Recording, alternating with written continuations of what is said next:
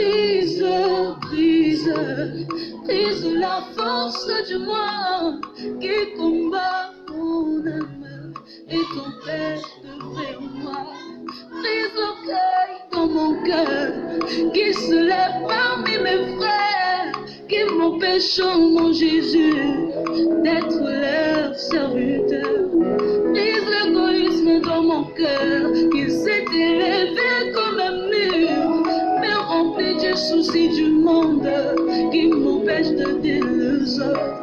Ôte la pression de la colère qui me justifie moi-même et m'empêche, mon Jésus, d'accomplir ta justice. Si je veux, oh Seigneur Jésus, gagner une âme à travers moi, prends-moi comme un agneau qui ne réclame pas ce droit. Si je suis ce que je suis, c'est ne que par ta grâce. Aide-moi, je t'en supplie, à élever toujours ton nom. Éloigne, oh Seigneur Jésus, les attractions de ce monde qui me mettent hors de la course. Je me retrouve en arrière. Brise, brise, brise la force du moi qui combat mon âme et t'empêche de vrai en moi. Oh, brise, brise-moi, brise, brise, oh, brise, brise-moi, brise. Je veux aller au ciel, mais brise-moi, brise. Je veux te ressembler, mais brise-moi, brise. L'ennemi de mon âme, c'est moi-même, brise. Je veux aller au ciel, mais brise-moi, brise. Je veux te ressembler, mais brise-moi, brise. Oh oui, le moi, mais brise-le, brise. L'ennemi de mon âme, c'est l'orgueil, brise. L'ennemi de mon âme, c'est l'orgueil, brise. Oh oui, le moi, mais brise-le, brise. Yahweh, le moi, mais brise-le, brise. Je veux te ressembler, mais brise-moi, brise. Je veux aller au ciel, mais brise-moi, brise. La force du péché, c'est moi-même, brise. La force du péché, c'est moi-même, brise, brise.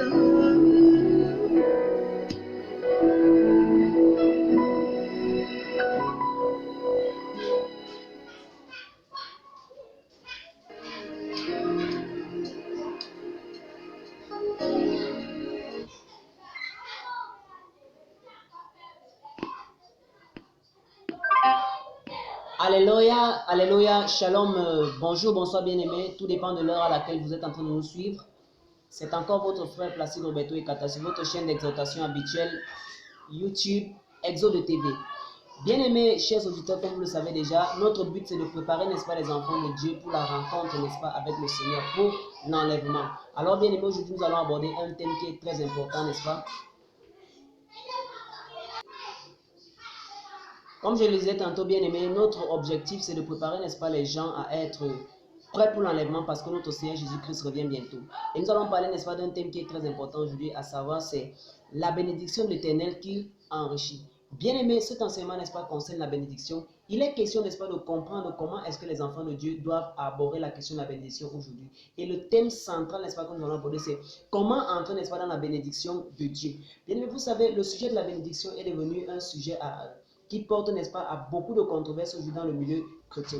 Bien aimé, vous savez, le Seigneur Jésus-Christ, n'est-ce pas, depuis qu'il était sur la terre avec les disciples, il a toujours enseigné aux disciples, n'est-ce pas, à ne pas se focaliser, n'est-ce pas, sur le fait d'être béni, sur les différentes grâces qu'il pouvait accorder, mais à se focaliser sur le fait que leur nom était écrit dans le livre de vie. Mais bien aimé, la bénédiction ne porte pas pour autant un sens péjoratif. Pourquoi? Parce que la bénédiction, c'est une question de foi. Ça veut dire que quoi? Chaque enfant de Dieu, n'est-ce pas, qui a la foi, c'est celui-là qui doit toujours s'attendre à l'Éternel. Et ça, c'est une manifestation de foi. Et la réponse, n'est-ce pas, de l'Éternel à notre foi, c'est au travers de la bénédiction. Or, nous voyons bien aimé aujourd'hui que même l'ennemi, n'est-ce pas, se transforme en ange de lumière. Alors, il est question pour les enfants de Dieu de discerner quelle est, n'est-ce pas, la bénédiction qui vient de Dieu. Comment, n'est-ce pas, entrer réellement dans la bénédiction qui vient de Dieu. Parce que, bien aimé, je vous assure, au jour où nous en sommes, beaucoup de personnes sont égarées à cause de bénédictions qui ils croyaient, n'est-ce pas, venaient de Dieu, mais venaient en réalité, n'est-ce pas, de Satan.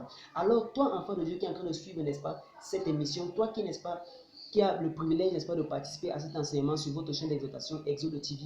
Bien aimé, c'est pour, n'est-ce pas, se préparer à entrer dans la bénédiction qui vient de Dieu. Discerner que la bénédiction que je suis en train de voir, c'est un piège de Satan afin de m'égarer du salut. Bien aimé, toujours parlant de la bénédiction avant que nous n'entrions dans le vif du sujet, vous allez voir, bien aimé, que si c'est que les enfants d'Israël ont eu des problèmes avec Dieu au désert, c'est parce qu'ils n'ont pas su gérer, n'est-ce pas, les rapports qui se passent avec la bénédiction. Ils n'ont pas eu foi en Dieu. C'est pourquoi nous ne pouvons pas totalement, n'est-ce pas, rejeter le volet bénédiction lorsque nous sommes en train de parler, n'est-ce pas, de la marche chrétienne. Il ne s'agit pas de prêcher la prospérité, mais il s'agit, n'est-ce pas, d'aiguiser la foi des enfants de Dieu. Alors, comment rentrer, n'est-ce pas, dans la bénédiction des enfants de Dieu? L'enseignement, n'est-ce pas, sera structuré comme suit. Nous allons d'abord faire la différence entre la bénédiction qui vient de Dieu et la bénédiction, n'est-ce pas, qui vient de Satan. Et nous allons, n'est-ce pas, en deuxième lieu, n'est-ce pas, voir comment entrer, n'est-ce pas, dans une bénédiction qui vient de Dieu. Comment se préparer, n'est-ce pas, à être béni par Dieu pour ne pas mettre en péril notre salut, parce que c'est notre grand but. Alors, très rapidement, bien aimé, nous allons lire dans le livre de Proverbes chapitre 10 à partir du verset 22. Je lis au nom de Jésus. C'est la bénédiction de l'Éternel qui enrichit et il ne la fait suivre d'aucun chagrin. Bien aimé, quelles sont les caractéristiques, n'est-ce pas, de la bénédiction de l'Éternel? Voilà ça qui nous sont données, n'est-ce pas, dans le livre de Proverbes chapitre 10 à partir du verset 22. C'est la bénédiction de l'Éternel qui enrichit, elle ne se fait suivre d'aucun chagrin. Ça veut dire quoi, bien aimé? Chaque fois, n'est-ce pas, que tu seras en train de vivre la bénédiction de l'Éternel, première chose, n'est-ce pas, que tu vas connaître, n'est-ce pas, c'est l'enrichissement. Et la deuxième conséquence, c'est que la bénédiction de l'Éternel ne se fait suivre, n'est-ce pas, d'aucun chagrin. Bien aimé, qu'est-ce qu'on appelle, n'est-ce pas, la richesse? La richesse, n'est-ce pas, c'est l'augmentation, c'est la croissance. Et c'est ainsi que vous allez voir, bien aimé, que lorsque l'Éternel te bénit peut-être dans le volet peut-être de la sainteté, si c'est que, bien aimé, auparavant, tu avais une sainteté qui était moindre, lorsque la sainteté de l'Éternel, la bénédiction de l'Éternel va commencer à s'abattre sur toi, automatiquement, bien aimé, tu vas voir que ta sainteté va commencer à grandir. Et bien aimé, il en est ainsi, bien aimé, dans n'importe quel domaine, que ce soit le domaine du mariage, que ce soit, n'est-ce pas, le domaine des études, que ce soit dans le domaine professionnel. Lorsque la bénédiction de l'Éternel commence à tomber sur toi, première caractéristique, c'est qu'elle t'enrichit, elle t'amène, n'est-ce pas, d'un niveau qui est bas à un niveau qui est, n'est-ce pas, plus élevé. Et maintenant, comme deuxième caractéristique, que nous sommes en train de parler de la bénédiction de l'Éternel, c'est qu'elle ne se fait suivre de aucun chagrin. Bien aimé, vous allez voir, il y a des personnes qui sont entrées, n'est-ce pas, en possession de certaines choses, qui ont eu, n'est-ce pas, de certaines bénédictions. Mais au fur et à mesure, bien aimé, qu'elles ont commencé à vivre, nous avons vu, n'est-ce pas, que ces bénédictions ont commencé, n'est-ce pas, à leur causer des chagrins. Et on se pose la question, est-ce que c'est le type de bénédiction qui vient de l'Éternel? Non, bien aimé, la bénédiction, n'est-ce pas, qui vient de Dieu ne se fait suivre d'aucun chagrin. Je prends un exemple, bien aimé. Quelqu'un qui aujourd'hui, il va voir un occultiste. Il dit à l'occultiste que bon, je veux, n'est-ce pas, avoir des enfants. Et le marabout, n'est-ce pas, finit de faire tout ce qu'il peut faire, il donne les enfants, quelque temps après, n'est-ce pas, la femme tombe enceinte. Et bien aimé, quand les enfants vont commencer à grandir, vous allez voir que ça sera des enfants qui vont commencer, n'est-ce pas, à produire des actes. Vous allez vous demander que est-ce que ça sont des enfants normaux? Ils vont produire, n'est-ce pas, des actions qui vont seulement vous donner l'arrêt cardiaque. Là, nous sommes en train de voir, n'est-ce pas, que c'est une bénédiction parce que la personne est venue, n'est-ce pas, pour vouloir des enfants. Elle a eu des enfants. Mais maintenant, la bénédiction s'est suivie de quoi? Elle s'est suivie du chagrin. Bien aimé, il n'en est pas ainsi, n'est-ce pas, d'une bénédiction qui vient de Dieu. Et c'est comme ça que je prends encore un autre exemple, n'est-ce pas, lorsque nous sommes en train de parler, n'est-ce pas, dans le cadre du mariage. Bien aimé, beaucoup de personnes se sont mariées, se sont mis dans des unions, bien aimées, et aujourd'hui, elles sont en train de regretter. Beaucoup de personnes ont eu des visions, le Seigneur m'a parlé, oh, je dois épouser tel, etc., machin, tout bien aimé. Mais quand elles se sont mariées, nous avons vu qu'au cours, n'est-ce pas, de leur vie, bien aimée, elles ont commencé à regretter. Pourquoi? Parce qu'elles n'ont pas su discerner la bénédiction qui vient de Dieu. Bien aimé, cet enseignement peut s'étaler dans divers domaines, que ce soit dans celui des dons, que ce soit dans celui du mariage, etc. Retenez que la bénédiction qui vient de Dieu ne se fait suivre d'aucun chagrin. Quand le Seigneur te bénit, bien aimé, tu ne vas jamais venir regretter. Non, c'est pas comme ça que la bénédiction est éternelle. La bénédiction est éternelle, n'est-ce pas, elle ne se fait suivre d'aucun chagrin. Et maintenant, le deuxième point de cet enseignement, parce que nous avons déjà, n'est-ce pas, donné les caractéristiques de la bénédiction qui vient de Dieu. Elle enrichit, elle ne se fait suivre d'aucun chagrin. Aucune personne qui a été bénie par le Seigneur ne va jamais regretter. Lorsque tu entres, n'est-ce pas, dans une alliance de bénédiction avec le Seigneur, tu ne vas jamais regretter et tu n'auras jamais de chagrin. Et maintenant, comment se préparer à entrer dans la bénédiction avec le Seigneur? j'ai envie d'être béni par le Seigneur, mais comment est-ce que je dois nécessairement me préparer pour accéder à la bénédiction avec le Seigneur? Bien aimé, là, c'est une question, n'est-ce pas, qui est très importante pour nous, les enfants de Dieu, afin que nous ne regrettions pas les choix que nous sommes en train de faire. Bien aimé, vous allez d'abord, premièrement, remarquer que vous allez remarquer, bien aimé, que pour pouvoir accéder, n'est-ce pas, à la bénédiction de l'Éternel, il y a un ensemble de principes qu'il faut suivre.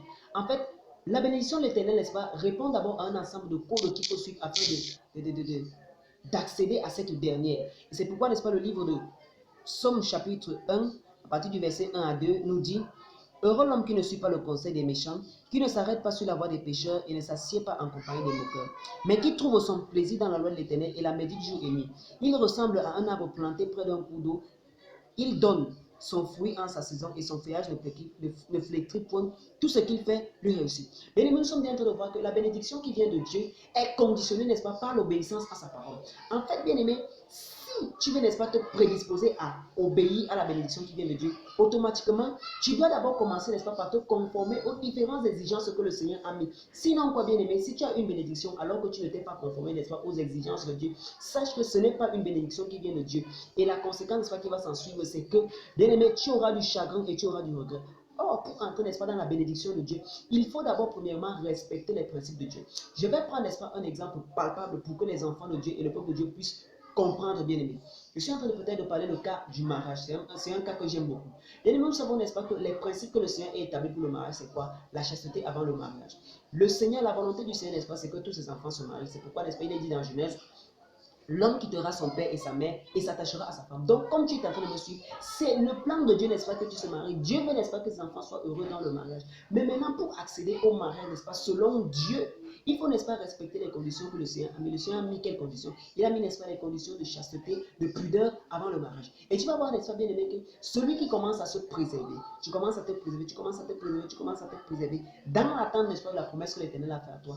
Quand tu vas tomber, bien aimé, à 95%, n'est-ce pas, le mariage, n'est-ce pas, dans lequel tu vas tomber, c'est un mariage, n'est-ce pas, qui est béni de Dieu. Pourquoi? Parce que tu as respecté toutes les conditions. Et maintenant, qu'est-ce qui se passe, n'est-ce pas, dans le cas contraire? Vous allez voir, bien aimé, qu'il y a beaucoup de chrétiens qui ne comprennent pas, n'est-ce pas, pourquoi il faut respecter le principe de la chasteté avant le mariage. Parce que quand tu ne respectes pas le principe de la chasteté avant le mariage, automatiquement, bien aimé, tu sors des voies de Dieu. Et lorsque tu sors dans les voies de Dieu, Dieu n'est plus, n'est-ce pas, au contrôle de tes choses. Et c'est comme ça que vous allez voir, quand Dieu dit à quelqu'un que non, ne marche plus dans l'impudicité, ne marche plus dans le vol, lui dit que non, moi je continue à faire mes voies, bien aimé. Il est là, il fornique un peu ici à gauche, il a les petites ici à gauche, bien aimé. Même quand bien même la personne là va aller se marier, bien aimé, ce mari, n'est-ce pas, sera plein de regrets. Et on voit souvent, n'est-ce pas, bien aimé, des personnes qui, lorsqu'elles sont encore peut-être dans le célibat, elles sont inconscientes, elles sont imprudentes, bien aimées, elles font des péchés, elles sont dans la fornication, elles sont dans beaucoup de péchés, bien aimés. Mais maintenant, quand elles sont déjà dans le mariage, c'est là où elles commencent, n'est-ce pas, encore à penser à l'Éternel. Elles commencent, n'est-ce pas, à nouveau encore à penser à l'Éternel, bien aimé, quand elles sont déjà en train de voir, n'est-ce pas, le feu dans leur mariage. Sachez que tout ce qui se prépare dans le péché, bien aimé, n'a pas la bénédiction de Dieu. Et les personnes, n'est-ce pas, qui sont en train de préparer cela, vont avoir des conséquences. C'est pourquoi, n'est-ce pas, le livre de Psaume chapitre 1 à partir du verset 3 dit que, à partir du verset 2 dit que, mais il trouve son plaisir dans la loi éternelle, la médite jour et nuit, il ressemble à un arbre planté près d'un cours d'eau. C'est lorsque, bien aimé, tu marches dans l'obéissance que tes choses vont commencer à porter du fruit. Donc sachez que lorsque tu accèdes à une bénédiction où tu n'as pas suivi les différentes étapes, les différents principes, bien aimé, sache que c'est une bénédiction qui vient du diable. C'est pourquoi, bien aimé, nous sommes en train de, le Seigneur est en train de vouloir ouvrir, faire tomber, n'est-ce pas, les écailles des yeux de quelqu'un qui est en train de dire que oh, moi je vis dans le péché, mais le Seigneur me bénit toujours, bien aimé. Ce sont des raisonnements sataniques, bien aimé. Sache que cette bénédiction-là n'est pas de Dieu. Même si tu vois les fruits, même si tu vois la bénédiction, c'est que tu n'as pas respecté, n'est-ce pas, les principes de Dieu. Cette bénédiction-là ne vient pas automatiquement de Dieu. Alors, troisième point de cet enseignement sur la bénédiction pour l'édification et le perfectionnement des saints. Comment, n'est-ce pas, préparer encore, n'est-ce pas, la bénédiction de l'éternel? Parce que ça, c'est, n'est-ce pas, dans une perspective 2. Comment, n'est-ce pas, se préparer, n'est-ce pas, à la bénédiction de l'éternel?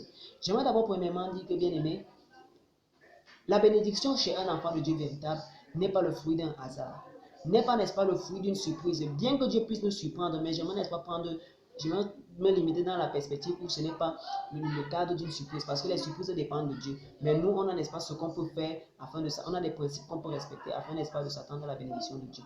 Donc, deuxième volet pour se préparer à la bénédiction de Dieu, bien aimé. La bénédiction qui vient de Dieu, vous allez voir que c'est le fruit d'une préparation. C'est-à-dire que pendant des années, tu as demandé quelque chose à Dieu. Tu demandes quelque chose à Dieu. Tu demandes quelque chose à Dieu. Tu demandes quelque chose à Dieu, bien-aimé. Quand la chose arrive, n'est-ce pas, c'est le résultat d'un exaucement de tes prières. Bien-aimé, il y a des frères, bien-aimés. Je demande encore toujours dans le cas du mariage.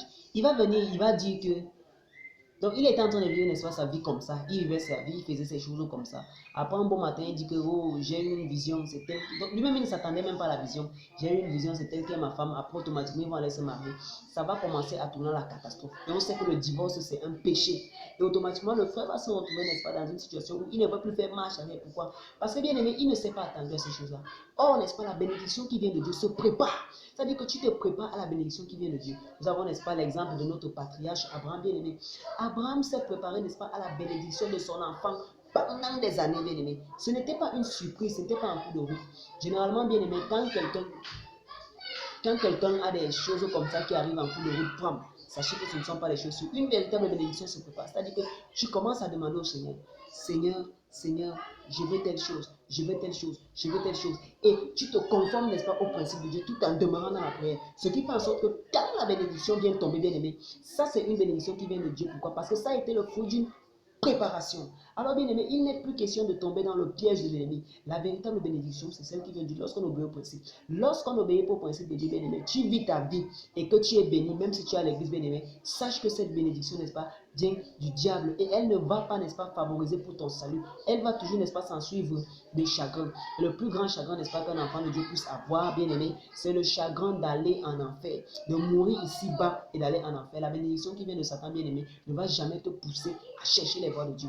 Or, la bénédiction, n'est-ce pas, qui vient de Dieu, c'est celle-là qui se prépare dans la prière, dans la consécration, et celle-là, n'est-ce pas, qui se prépare dans le respect des principes de Dieu.